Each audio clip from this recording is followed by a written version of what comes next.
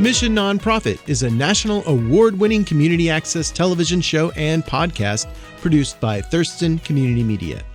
It is available on iHeartRadio, Apple iTunes, and Spotify, on YouTube, and on demand at TCMedia.org. This month on Mission Nonprofit, we speak with RPEC, the Retired Public Employees Council of Washington, an organization that advocates for retired state, county, city, and local government employees. Support for Mission Nonprofit is provided by Thurston Talk. This program is provided in the public interest by Thurston Community Media. More information at tcmedia.org. Hello, I'm Robert Cam, your host for Mission Nonprofit. This is a national award-winning program.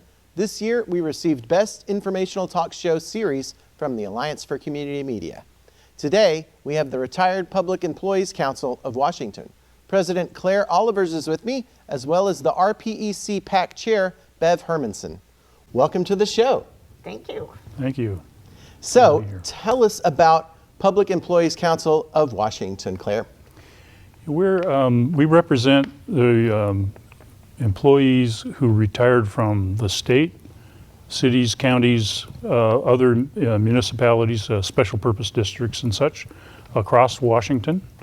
We have about 13,000 members. Our purpose is to protect and enhance the earned benefits of these retirees. We range in age from in 50s to over 100 years old. The retirees, the volunteers in the organization, and our incredible professional staff work together to enhance and protect the pensions. We work on healthcare issues. We're getting more cozy with our congressional delegation so that we can have some influence and say on Medicare, Social Security, and Medicaid. Besides pensions, there are issues that affect seniors around property tax. More members, the stronger our voice, the more effective our outreach is. It's starting to sound to me like your volunteer members are the ones doing the lobbying. Is that the case? Not entirely. Of course, we have professional staff, but the vast majority of the outreach directly to legislators is by our members, because we have a lot more of them. Especially when we have developed the relationships and invite them to we have 30 chapters around the state, so we invite them to come and speak to their local constituents. They know that retirees vote consistently, right, and that helps bring them to our audience. All right. Bev, I want to talk more about this PAC. Now, you're nonpartisan, right? So you start up a PAC, Political Action Committee, right? And you bring in money, and then that organization does the advocating. We might have had $25,000 if we were lucky. And now we're rated by the Public Disclosure Commission as one of the top 100 PACs in the state, which is a big deal when you consider where we started. And our members have done all of those contributions. We get them from our members. We don't go out and ask anybody else. And they have been wonderful. They really come through. So we're becoming a force. Yeah, okay. Yeah. So you're getting more money every year, and you're doing more with it, right? Yes. What are some of the things you're proud of that you're proud of doing recently? Well, I think probably the cost of living adjustment that we've gotten 2 years in a row. I mean, we waited a long time before we ever got any, and now we've gotten 2 in a row, and now we're working really hard to make it be recurring so that we don't have to fight that battle every year. We can fight something else that we need. Good. Yeah, so I think the COLA is probably the big thing this year. All yeah. Right. I want to talk more about who is eligible for RPEC. We've talked about like state workers who are retired, city workers. What are some of the other?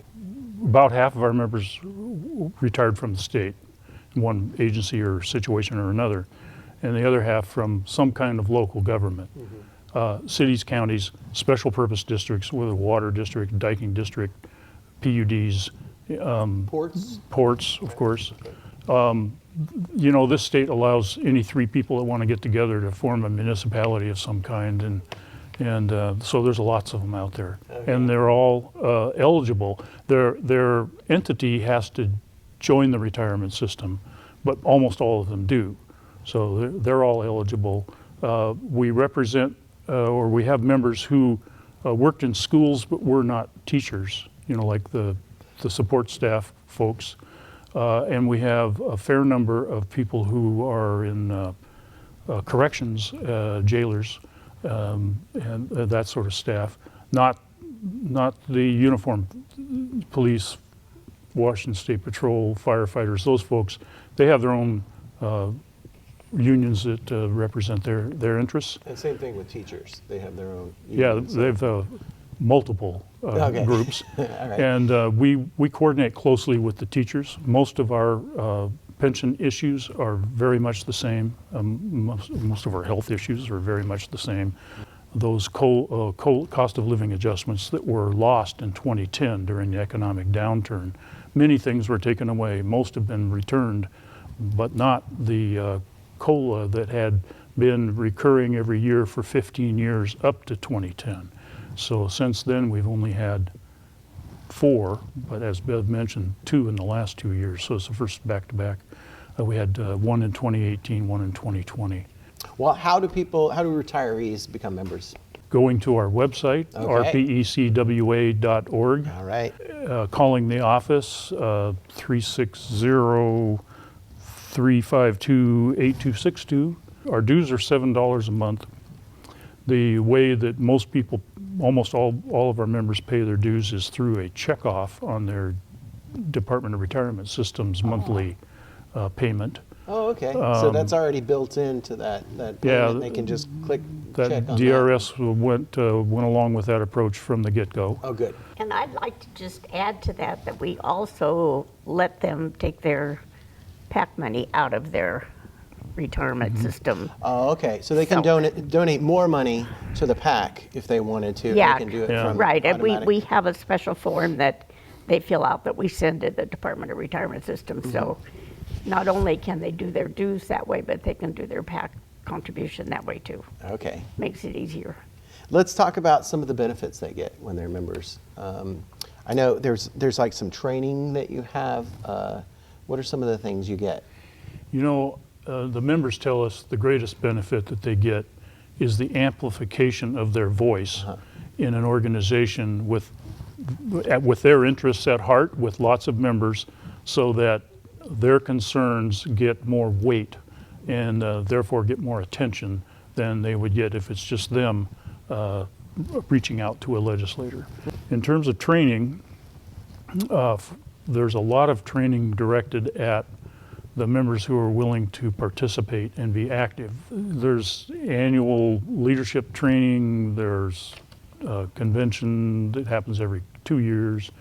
We have staff have developed some new approaches, weekly alerts, and then sort of flash news alerts. And during the legislative session, of course, there's a weekly newsletter that goes out with legislative updates. Right. Well, and above and beyond what Claire just talked to you about, we're affiliated with the American Federation of State, County, and Municipal Employees, which is the largest public employee union in the country. This is an international group, yes, right? Yes, they in turn affiliate with the AFL-CIO. Okay.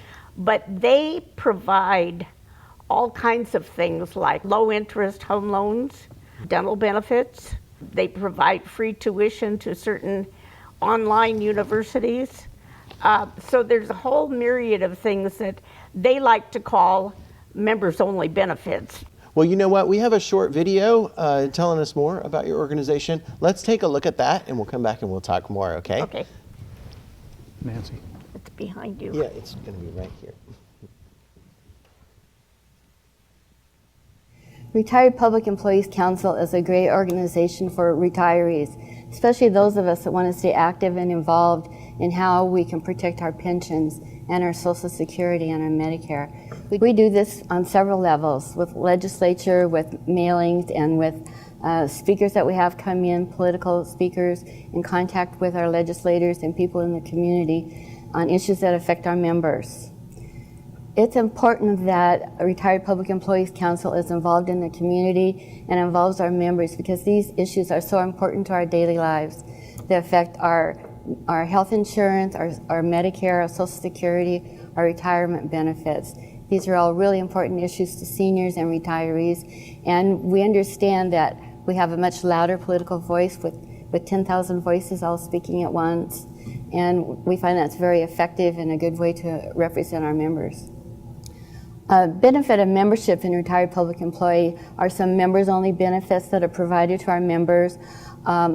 Also, collectively, we meet socially, and I think you'll find Retired Public Employees Council is a very important part of our community, and we welcome your involvement, and please come and join us. We'd love to have you. Welcome back to Mission Nonprofit. Our guest is Retired Public Employees Council. And Claire Olivers and Bev Hermanson are here to talk to me more about them. We just saw a little video. So, you know, RPEC has an impressive track record in working on issues that impact retirees. Can you describe a few of your organization's recent legislative milestones? We talked earlier about getting COLA, right? Getting a one-time cost of living adjustment in Plan 1, the oldest plan, long since closed with the oldest retirees. Suffering, of course, the most amount of inflation in costs, Right. the reduction, long-term reduction in the value of their pension without a cost of living adjustment. So that's a big deal. Let's see, in the past we've had great success on things like supporting the effort to cap the cost of insulin, $35 a month. Well, is there anything that either of you would like to add that we didn't get a chance to talk about today? I'll go to each of you, okay? So let's start with you, Bev. Is there anything that you wanted to bring up in this conversation that you didn't get a chance to talk to? Well, I don't think there's anything we did get a chance to talk to, but I just want to reiterate that we really encourage our members to work on the local level with their elected officials, both state and local. And we want them to explain to them what we do, why we do it, what we want, what we believe in, and spend time with them so they understand who we are, because it's worked out for us that if they really know us and they know what we want and they agree with us, when it's time for them to vote, they're likely to do so. Claire, is there anything you wanted to bring up that we didn't get a chance to talk about? I should point out, if you've got viewers who retired from a public sector job and are drawing a pension through this Department of Retirement Systems in the state of Washington, they are eligible to join with us. And we would really like them to join with us because, again, the more voices we have together, the stronger we are and the more effective we can be on the issues that matter to them and to us. And so check us out. Go to our website. Yep, rpecwa.org. Make sure you go to that website and join their organization. Okay. Thanks. You know, they always tell you that there's safety in numbers. Well, there's strength in numbers. Yes. And we're getting stronger all the time, and we need to get way more strong. Excellent. Well, thank you so much for all you do for your members and for the community. That's all we have for you today. To find out more about Retired Public Employees Council of Washington, go to their website at rpecwa.org. You can also find them on Twitter at rpecwa. Thanks for watching. See you next time.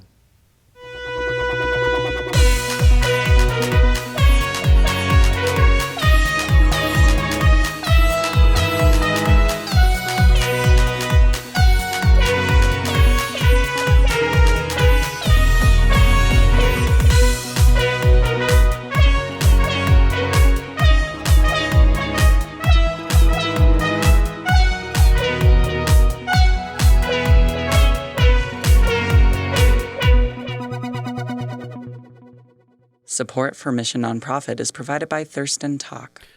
This program is provided in the public interest by Thurston Community Media. More information at tcmedia.org.